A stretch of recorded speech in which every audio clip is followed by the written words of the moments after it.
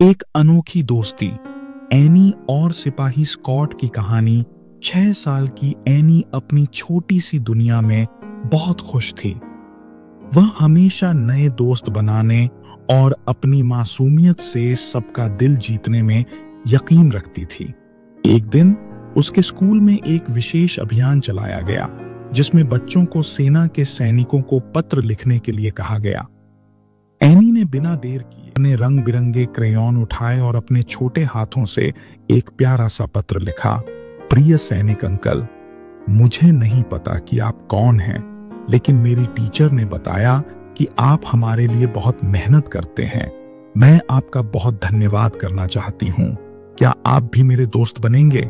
मैंने आपके लिए एक बिल्ली का चित्र बनाया है क्योंकि मुझे बिल्लियां बहुत पसंद हैं। उसने अपने पत्र में एक छोटा सा गुलाबी तारा भी चिपका दिया और उसे स्कूल में जमा करवा दिया। हजारों किलोमीटर दूर एक सैन्य अस्पताल में लेफ्टिनेंट स्कॉट अपने बिस्तर पर बैठा था। हाल ही में एक युद्ध अभियान में घायल होने के कारण वह वहां इलाज करा रहा था। दिन भर की थकान के बाद जब उसे सैनिकों के लिए आए पत्र दिए गए, तो उसने एनी का पत्र खोला। रंग बिरंगे अक्षरों में लिखा वह मासूम संदेश पढ़कर स्कॉट के चेहरे पर मुस्कान आ गई। उसने सोचा, कितनी मासूमियत से इस छोटी बच्ची ने मुझे दोस्त बना लिया। उसने तुरंत जवाब देने का फैसला किया। प्रिय एनी, मुझे तुम्हारा पत्र मिला और यह मेरे लिए सबसे खास उपहार जैसा लगा। तुम्हारी बनाई बिल्ली बहुत प्यारी है। हाँ, मैं तुम्हारा दोस्त बनना चाहता हूँ। मैं भी तुम्हारे लिए कुछ भेजूंगा। जब एनी ने सैनिक अंकल का जवाबी पत्र देखा, तो वह खुशी से उछल पड़ी। उसकी मां ने पत्र पढ़ा और हल्की चिंता के साथ एनी को देखा। बेटा, सैनिक बहुत बहादुर होते हैं, लेकिन उनका जीवन आसान नहीं होता। हमें नहीं पता कि वे सुरक्षित रहेंगे या नहीं, उन्होंने धीमे स्वर में कहा। लेकिन एनी ने मुस्कुराते हुए जवाब दिया, मां, अगर उनके लिए जीवन कठिन है तो हमें उन्हें और ज्यादा खुश करने की कोशिश करनी चाहिए। उस रात एनी ने अपने दोस्त स्कॉट के लिए एक और पत्र लिखा। प्रिय स्कॉट अंकल, मुझे खुशी है कि आप मेरे दोस्त बन गए। जब आप ठीक हो जाएंगे तब हम आइसक्रीम खाएंगे, ठीक है? मैं आपके लिए एक सरप्राइज तैयार कर रही हूँ। उसने पत्र में कुछ चमकीले सितारे बनाए और उसे एक प्यारे लिफाफे में रख दिया। कुछ हफ्तों बाद एनी के घर एक पार्सल आया। एनी ने जल्दी से उसे खोला तो उसमें से एक ऊनी ऊंट का खिलौना और एक सैन्य बैज निकला। पत्र में लिखा था, ये ऊंट मेरी यूनिट के प्रतीक हैं और मैं चाहता हूं कि यह तुम्हें हमेशा मेरी दोस्ती की याद दिलाए।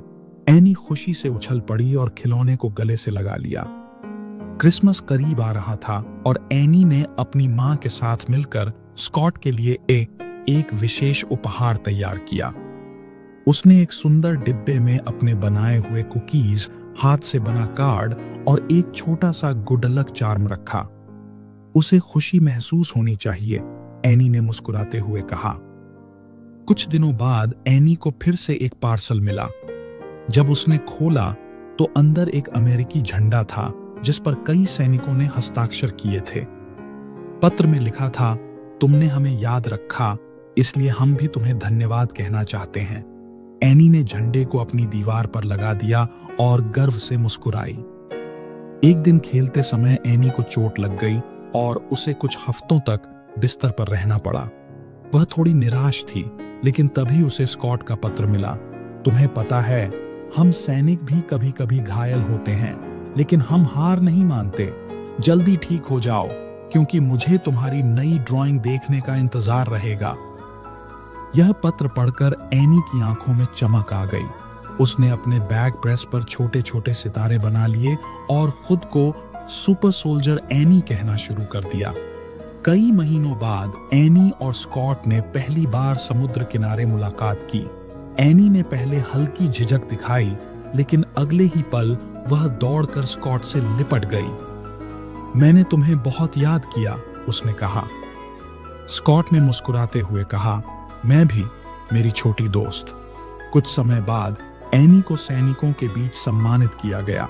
उसे पर्पल हार्ट का प्रतीक चिन्ह स्कॉट ने खुद पहनाया।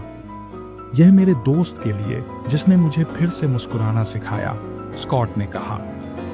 पूरा हॉल तालियों से गूंज उठा और एनी की आंखों में गर्व और खुशी थी। समारोह के बाद एनी और उसकी मां घर पर बैठी थी। एनी अपनी जैकेट पर लगे बैज को देख रही थी और मुस्कुरा रही थी।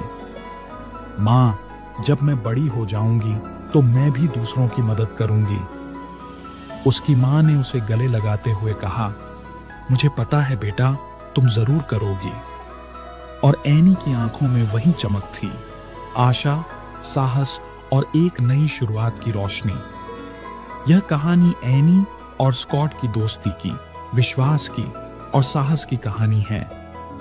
छोटी सी बच्ची के एक पत्र ने कैसे एक सैनिक के जीवन में रोशनी भर दी और कैसे दोनों ने एक दूसरे को जीवन में आगे बढ़ने की प्रेरणा दी। यह कहानी हमें यह सिखाती है कि छोटे छोटे कर्म भी बड़े बदलाव ला सकते हैं।